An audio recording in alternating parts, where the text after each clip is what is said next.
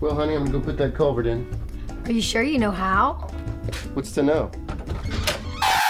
There's a lot to know to install a culvert. It can be tricky if not done properly.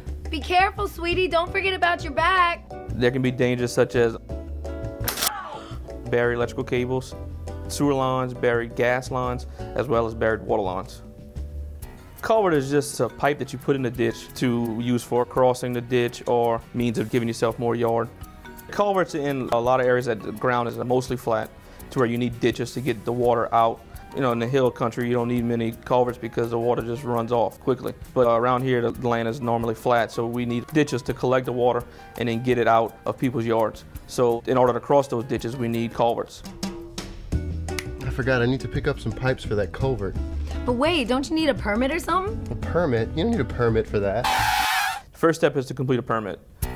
Culvert size and grade is very important when filling in ditches or putting in a driveway. And that's the purpose of the permit, to make sure that the resident puts the right size culvert, the correct type culvert, and also to make sure that's put on the correct grade. If done incorrectly, it can have an adverse impact on neighbors and residents around them. They can either come into our office at 1860 Grand Collier Road, or they can go on the internet and fill out a PDF version of the permit that will be submitted to our office. I receive permits either if someone comes into the office, I'm there greeting them at the window. I assist them with the questions. The secretary has a pretty good idea of what's going on. If I can't answer it, I'll get Lee, Jimmy. They help. A lot of people want to know right off the top, what do I need? Well, we need to go out there and see what you need first. You can always go to our website at tpcg.org on the online services. Culvert permit right there in alphabetical order, very easy, self-explanatory, basic information, again, mailing address, site information. It's good to know the lot and block number of their subdivision.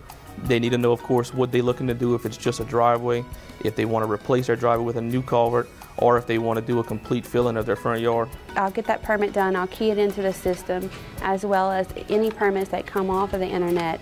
I'll print those up and give those to the surveyors. The surveyor will go out to the site, try to at least contact and visit with the resident to find out exactly any small details, give size, type, put a grade on the culvert, as well as drawing a little sketch on the back showing exactly what's going on. They'll put locations of catch basins. Some people may want to stake out the area they want done, that when we go out there, the surveyors know, okay, this is where we want to install these culverts. If someone wanted to buy the materials themselves and then hire us to do the installation, we can go that route. There are contractors out there that can do the complete job. And we also give a price that we charge to do the installation on the permit. Just to give an idea, we charge $11.28 per foot to do the installation. We charge $100 to install a prefabricated catch basin or a prefabricated T. The minimum we charge is for 16 feet. That comes out to $180.48. Once they complete their survey, I process all the information, put any handouts in the envelopes, and mail them out to the residents.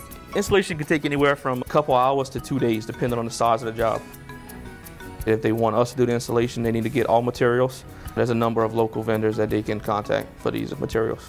If the person is kind of handy, they can build their own catch basin and save themselves some money like that. Once they elect for us to do the installation, they come to the first floor customer service of Government Tower. They pay the fee that's on the permit. They would call our office and let us know that they have paid their fees and they are ready for the installation. Once they do that, we'll make a work order for the job. We will usually call the resident just to make sure that they have all the materials ready, and we'll schedule them to do the installation. Usually when we get the work order for the installation, if the resident has all the materials already on site, it'll take minimum 48 hours. We need to do a utilities locate. All the utility companies go out there and mark all their underground lines. Once that's done, we can go out there and do the installation. We pull up on site, set up all our safety equipment, and we start taking elevation shots to figure out what grade we need to put it on. From there, we'll start digging and installing the culvert. To do the digging, it's called a grade all. It's an excavator on wheels that we can drive on the highway, and that's what we use to do all the digging. We can take the ditch and put it on grade from there, and then we can use the machine to lift the culverts and catch basins and put them in place, set them all where they need to be. And we can also take the machine and any dirt that we can reach from the road, we can backfill and cover and make it all nice and pretty on top of the culverts. If you do it yourself or you get a contractor, there is an inspection. He'll check all the slopes, the grades on the culverts.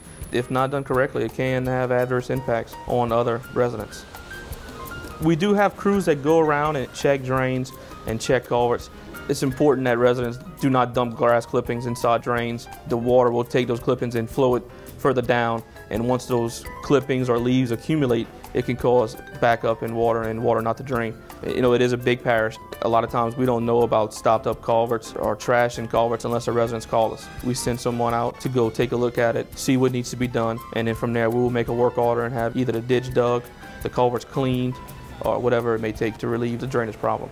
When we go out and we notice that a culvert has collapsed or rotten and needs to be replaced, it is a landowner's responsibility to have it replaced because the culverts are private property. The landowner will be informed. If the resident has been unresponsive, we will send violation letters out to them, letting them know that they have to replace the culvert within a certain time period. We encourage people to call us and let us know of stopped up culverts before hurricane season, especially. We can go out there and clean them and make sure everything's good before we do have impacts of stopped up drains. In the whole scheme of things, it can affect the way water gets to pump stations, the way water gets out of subdivisions. It could cause water to back up on those residents and flood homes. It can be kind of tricky to install culverts if you don't know what you're doing. It's best to let professionals do it. Honey, where's the flashlight? Oh, here it is. I can't sleep without the AC. Well, accidents do happen, you know. All the time around here. I'm just glad you're all right. Don't worry, I'll get that darn culvert in tomorrow. At least now I know where not to dig.